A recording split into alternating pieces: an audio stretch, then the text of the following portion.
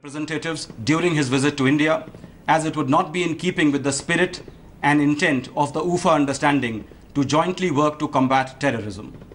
We have also sought confirmation of our understanding of the agenda for the NSA level talks that was conveyed to the Pakistani side on August 18, 2015.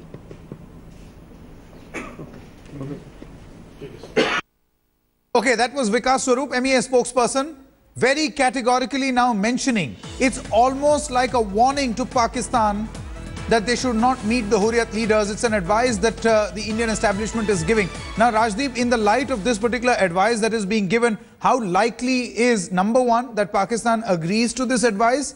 And if it does not, how likely is it that India then decides that this is not in keeping with the UFA agreement and the talk should be called off? You know, I was on a Pakistani channel last night, Geo News, and the sense one got from Islamabad is if this kind of a precondition is put, Pakistan will call off the talks. We are now heading back to the kind of freeze and chill that took place in August last year, where, if you might recall, this just ahead of the Foreign Secretary talks, the fact that the Hurriyat leaders had met the Pakistan High Commissioner led to India calling off those talks. And frankly, Sanket, if I may be allowed to say, I would say it is ab ki baar confused Sarkar also from our side. Yesterday morning, you arrest the Hurriyat leader or you place them under house arrest. They are released a couple of hours later. Now you've issued this warning to Pakistan.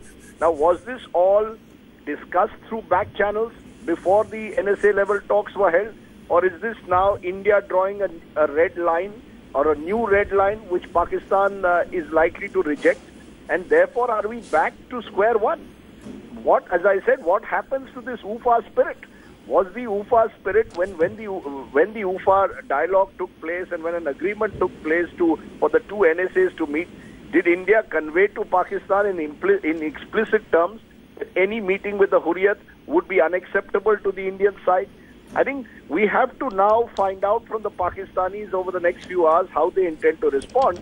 But judging from the kind of conversation I had last night with during this television show in Islamabad, it was very clear that the Pakistanis will not accept this red line because they have always believed that the Hurriyat represents the will and aspirations of the Kashmiri people. So it's clear that we are reaching a situation where don't be surprised if the NSA talks are called off. And that would be an embarrassment, frankly, to both sides. Because here you had an agreement just a few months ago signed at the highest level by the two prime ministers on the basis of which these talks are taking place. And now you have a fresh red line being drawn by India. And you've also had these repeated provocations from Pakistan in terms of continual firing across the LOC. My sense is, Sanket, is that we are heading to a situation where don't be surprised if the talks don't take place. But Rajdeep, would you not agree, and after this we'll go across to Smita also, and let's see if our producers can get our Pakistan correspondent, who seems to have a lot of information on what the Pakistani NSA and the Pakistani establishment is thinking right now. He's constantly in touch with them. Rajdeep, don't you think that the onus squarely this time around is with Pakistan to make sure whether these talks happen or not? Because the provocations continuously have been coming from that side. There are two sides to this story. I think the provocations from the Pakistani side have been very clear in terms of the fact that firing across the LOC has not stopped despite the UFA agreement on the same. From the Indian side, let's be very clear. By now sending out this signal that Sartaj Aziz should not meet the Hurriyat leaders when he is in India, you are pushing Pakistan into a situation where the Pakistanis will have to commit to ignoring the Hurriyat on their visit to India. Now that has gone against stated Pakistan policy in the past. Therefore, you are heading to a situation where the Pakistanis will also draw their own red lines as far as the talks are concerned. Now, are these talks going to take place with these red lines being drawn even ahead of them? And therefore, will these talks result in any kind of outcome beyond just talking to each other? I think there are now serious doubts over these talks, Sanket. And I think the Indian government has recognized that unless you have a clear agenda, talking to the Pakistanis is not going to get you anywhere. Maybe in the UFA spirit there was a hope of breaking the logjam. Maybe this was done under the US pressure, as many believe. But now, as you approach the actual talks, the two sides seem to have less and less in common and are drawing fresh red lines all the time, which is extremely dangerous. All right, Rajdeep, many thanks for joining us with this perspective. Let's quickly go across to Smita Sharma also, who joins us at this moment, and then we'll cut across live to Pakistan to understand what the government in Pakistan is actually thinking and contemplating at this moment. Smita, what are you hearing from the Ministry of External Affairs? It almost appears that this is a dare from India, that please don't do it. Is there still some sort of a reconciliatory position that the Ministry of External Affairs can take? Maybe meet these separatists after the talks or not meet them at all? Have we hard-coded these rules?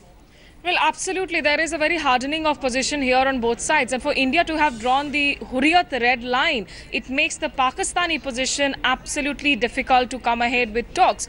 Clearly, there were indications till yesterday at least to people that I spoke to in the Ministry of External Affairs that, look, Pakistani leaders, if they want to come and meet Hurriyat, let them meet them over dinner and drinks, at an informal interaction setting. But and after formal talks are over, I don't know if at this moment when we talk, perhaps they are still rethinking that policy now, because this definitely seems to be changing by the moment. But for Pakistan, any civilian government in Pakistan to come out in the public and say that we will not talk on Kashmir, that we will not talk to separatist leaders, is absolutely a formula for their own destruction, which is the reason why when the Kashmir word was missing from the Tufa statement, we saw Sartaj Aziz go back home and do a press conference and of course try and damage control. But there was a pertinent question raised by A.S. Dullat, the former RAW chief, to the other day when I was speaking to him, who asked those naysayers saying that, who say that because Rahil Sharif is not on board, these are all these provocations. But the fact is, if Nawaz Sharif had met Narendra Modi,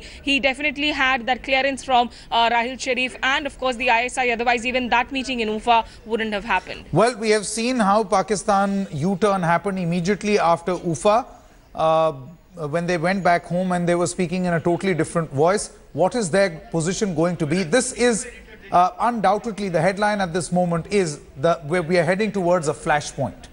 Talks are in jeopardy unless we hear from Pakistan. Let's quickly go across to Pakistan, where we are joined in by India Today's Kaswar Kalasra.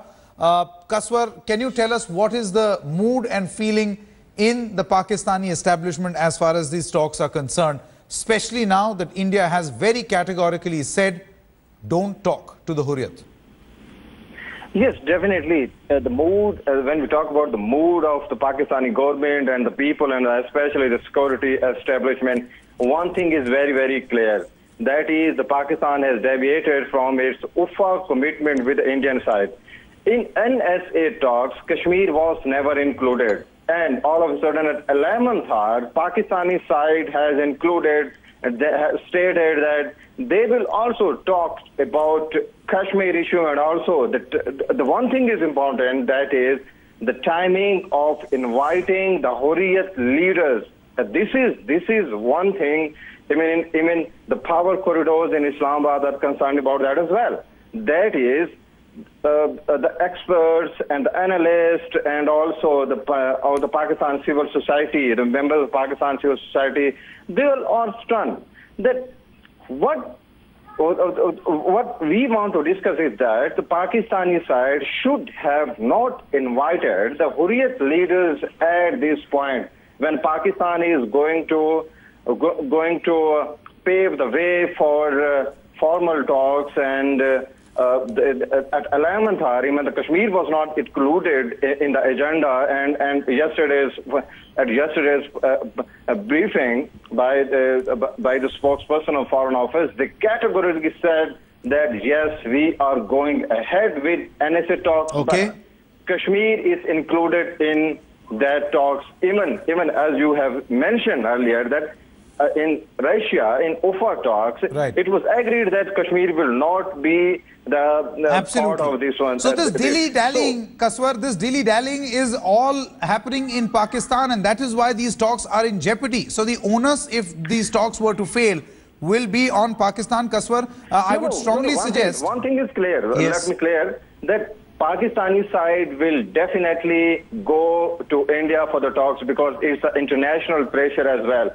So I have talked to some of the officials in Pakistan Foreign Ministry, and also the. But the big point is, will they scale down? Will they scale down their conversation with Hurriyat, or will they not have that conversation as has been advised by India? I would suggest, Kaswar, if you could speak to your sources in Pakistan, and we'll come back to you on this specific point, that they say they want to have talks because there is international pressure, immense international pressure on them, but will they listen to what India's advice actually is to Pakistan? Do not talk to the Hurriyat. What is their position on Hurriyat going to be? If you could speak to your sources, and we'll connect once again with you